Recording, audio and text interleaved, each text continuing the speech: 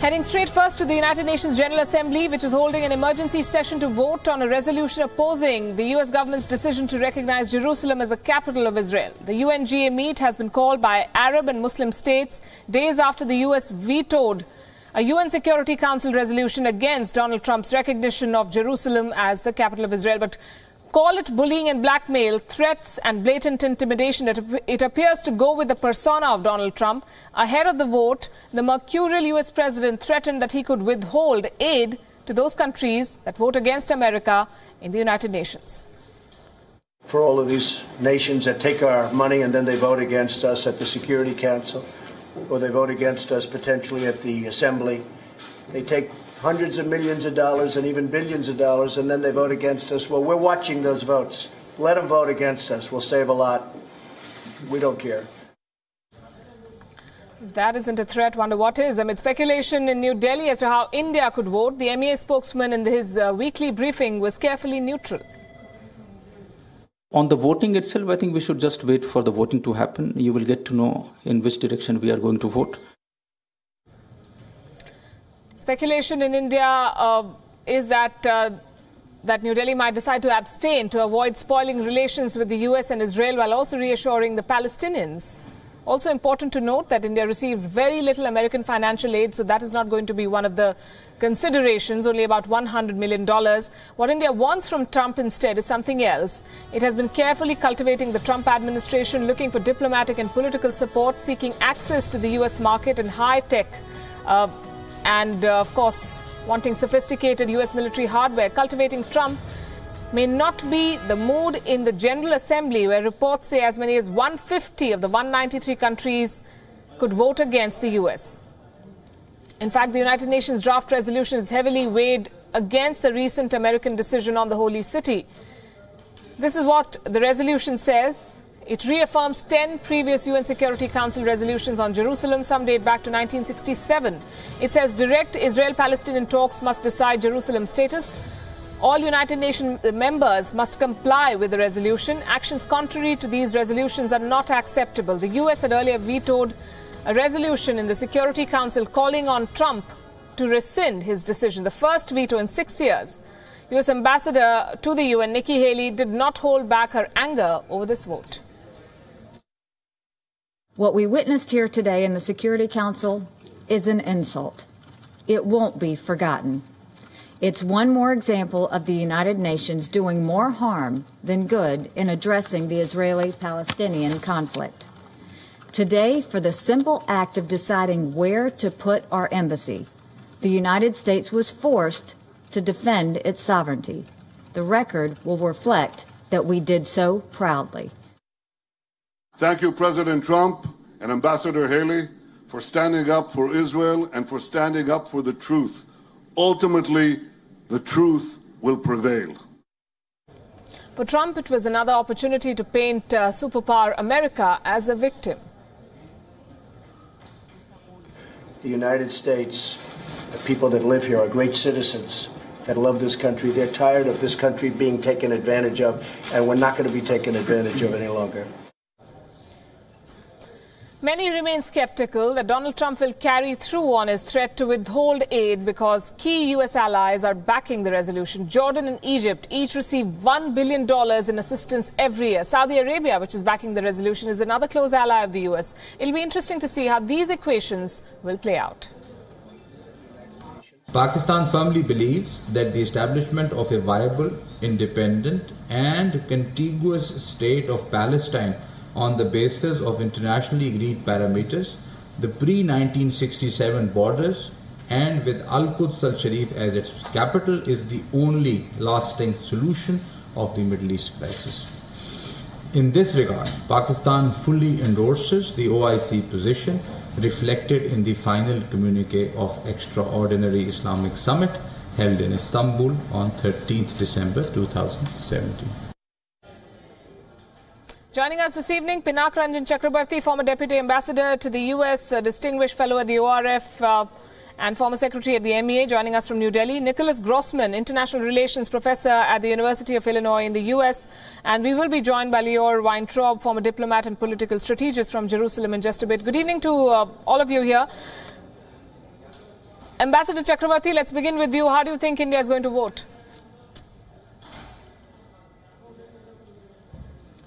Well, that's a leading question. I think, given the fact that we have done navigated a fine balancing act between Israel and Palestine and our other Arab friends, I would put my shirt on an abstention, I think, considering also the fact that Benjamin Netanyahu is to visit India, I think, early next year. It would seem to me that the weight of opinion would probably take us towards the abstention vote. Wouldn't you say India's response to this entire episode has been a bit pusillanimous after the government came out and said we are going to dehyphenate Israel and Palestine and we are going to be guided by our own interests? The statement that came out of the MEA on the 6th of December after Donald Trump's decision to move the embassy and the abstention, if it happens tonight, is once again going to put India in that bracket of countries that do not stand up. I don't agree with you at all. I think India has developed relationships with Arab countries and Iran and Israel to the best of our interest. I think you ignore the fact that there are developments in the Arab world itself, and if you were to read what's happening in the Arab world, how Saudi Arabia is behaving, the kind of pressures it is putting on Jordan and Lebanon, and I think they are also collaborating with Israel to a large extent. So I think there is a change of mood in the Arab world. Although I dare say that declaring Jerusalem as the capital of Israel, which has effectively functioned as the capital. I remember sitting in Tel Aviv in our embassy, and for everything we used to go to Jerusalem to meet the Foreign Affairs Ministry, the Prime Minister, all our delegations had to go there.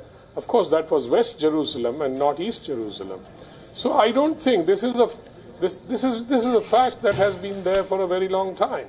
And I think ever since India established diplomatic relations with Israel in 1991, we have been visiting Israel. I remember the ambassadors used to go to Jerusalem to present credentials. So really that is one aspect of it. But then if you go back to UN resolutions, the UN partition plan of 1948, there is of course, which of course states very clearly that there has to be two independent states, Israel and Palestine.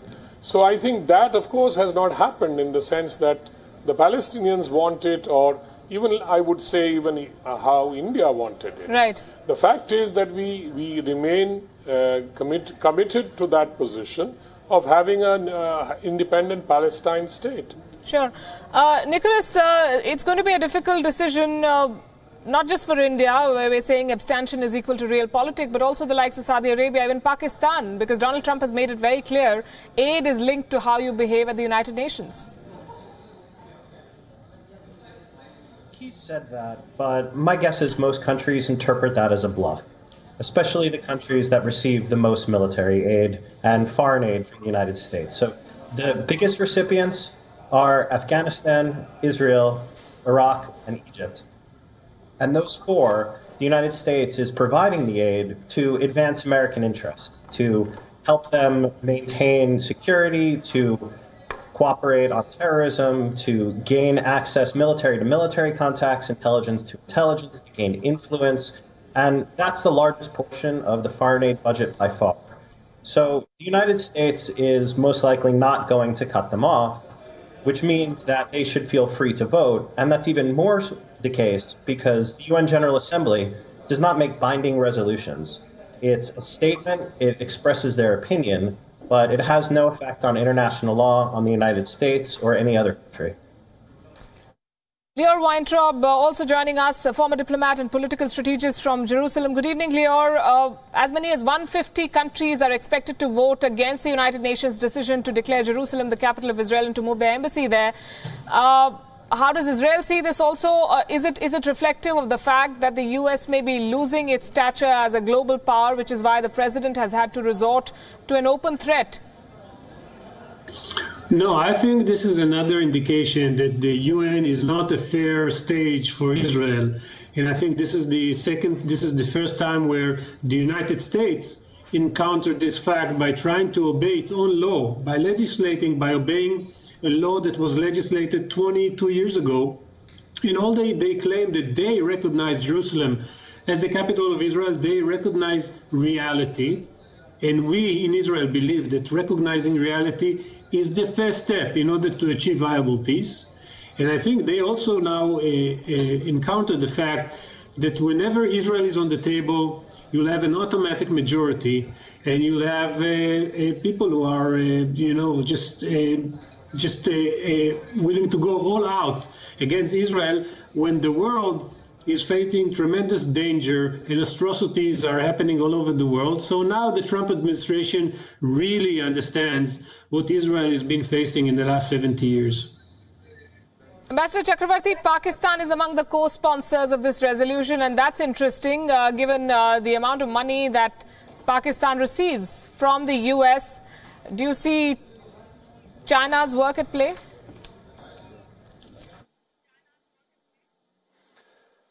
Well, it will be very interesting to see whether the Trump administration puts his money where its mouth is.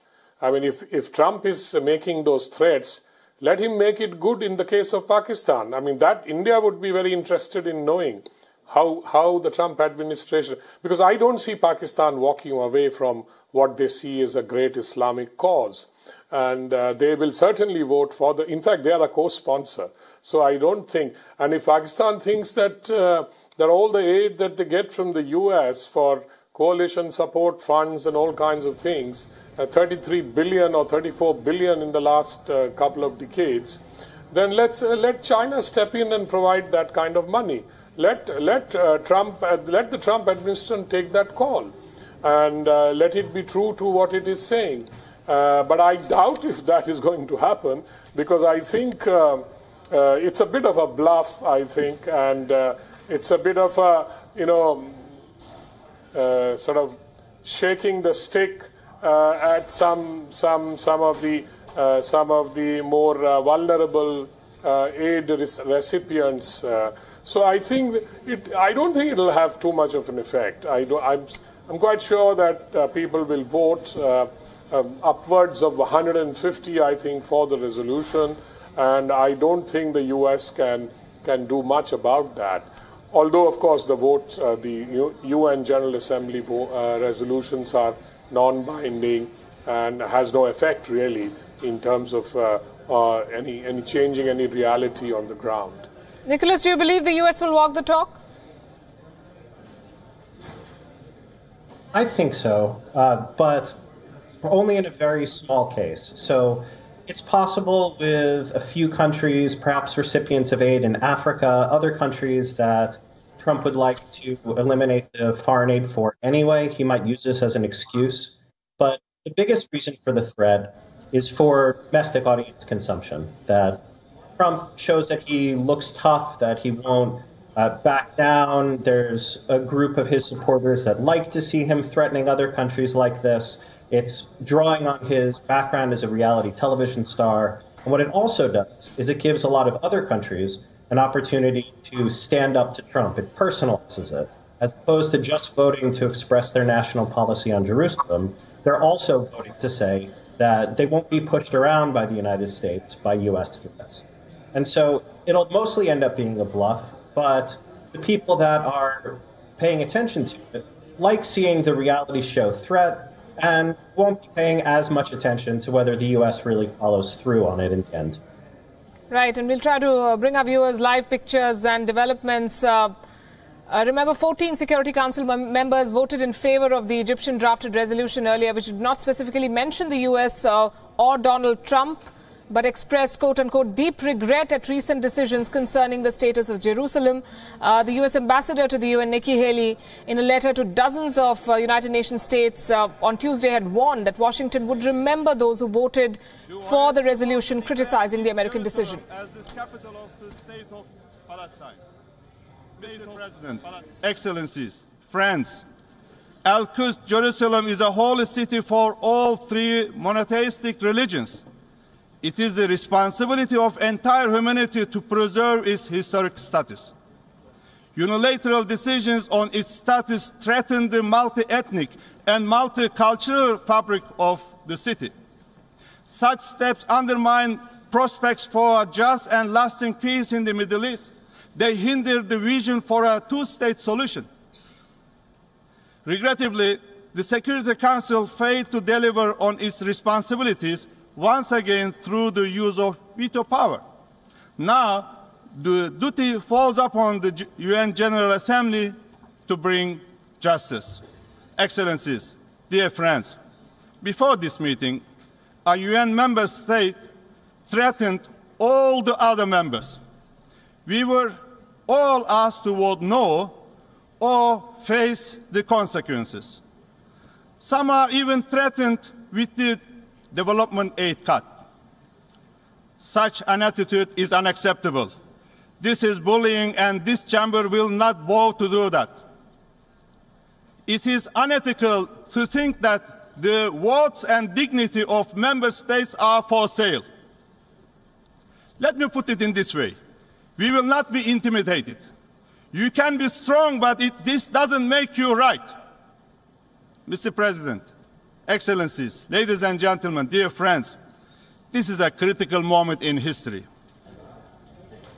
The Palestinian people today will place us on the right side of the history. It is indeed a critical moment in history if 150 countries of 193 at the UN vote against the United States, despite Donald Trump and Nikki Haley's warnings. I'm going to thank Pinak Ranjan Chakravarti and Nicholas Grossman. Thank you very much.